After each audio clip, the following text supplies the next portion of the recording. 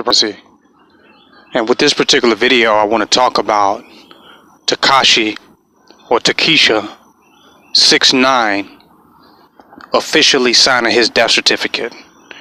I didn't want to talk about this video, but I had to go in on it.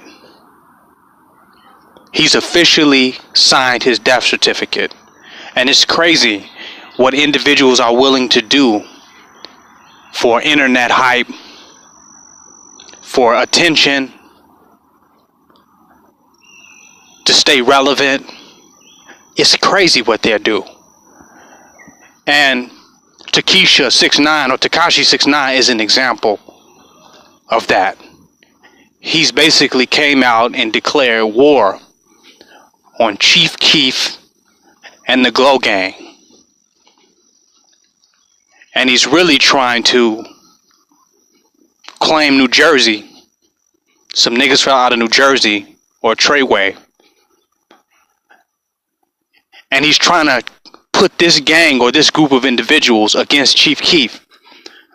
So he really wants to start a Chicago versus New Jersey beef that is necessary, that they orchestrate and create and engineer this violent situation, that they worship violence.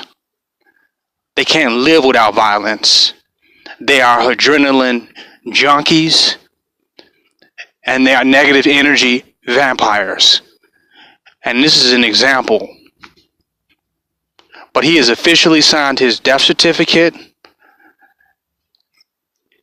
and I think that's what he has in common with Tupac, that they are willing to sacrifice their life to have some relevancy in the matrix, to immortalize themselves in the world of media, in the cyber world, in a digital reality.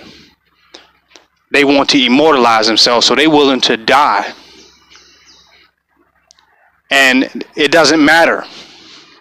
They're willing literally to lay down their lives to, in their mind, become legends and to try to stay relevant indefinitely.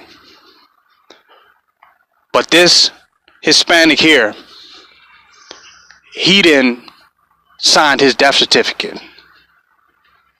He has declared open season on himself, and he want a lot of bodies to go with him. So he don't even want to just, like a samurai, end it with dignity and take his own life. He wants to take other people down with him, and he wants to contribute to black on black violence as an outsider.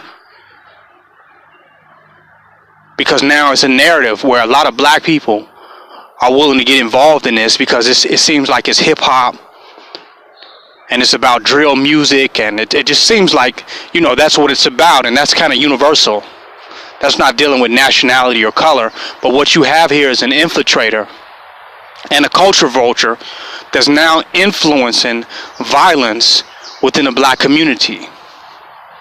We've let these infiltrators take over hip hop, take over our culture, and now they're inspiring and influencing negativity, violence, murder, and mayhem among us against ourselves. Because most of the people standing behind him in this video are black, that's supposedly riding with him, Treyway in New Jersey. And most people riding with Chief Keef are black in Chicago. And what is the nationality of Takesha here, or Takashi 6ix9ine? He's an outsider. So they then took over our music, took over our culture, and now they're inciting violence and mayhem. I mean, this is deep. He's crucifying himself for attention, martyring himself for attention, for YouTube likes, for views, album sales, recognition. We have become a very soulless people, a very ignorant people. That life itself has lost all its value to the point where the only relevance to your existence is bloggers talking about you. It's blogs with your names in them. Media hype. That's the only value to your existence with all the money you have. The only value to your existence. To the point that they willing to die and go out just to say they were somebody in an artificial reality. So you just got several things going on with this story, which is why I had to touch on it. You have an infiltrator within black culture and community. They claim he's Hispanic, but look very white. Look very much like a cracker. A rainbow bright cracker. And now he's infiltrated, made money off our culture, exalted himself as a representative of our culture, of our music. And now he's using his platform to incite violence, mayhem, and murder within our community and black on black crime, and willing to crucify himself for this demonic agenda, because he has definitely signed his own death certificate and declared open season on himself. I mean, I had to touch on that. Y'all watch how this play out.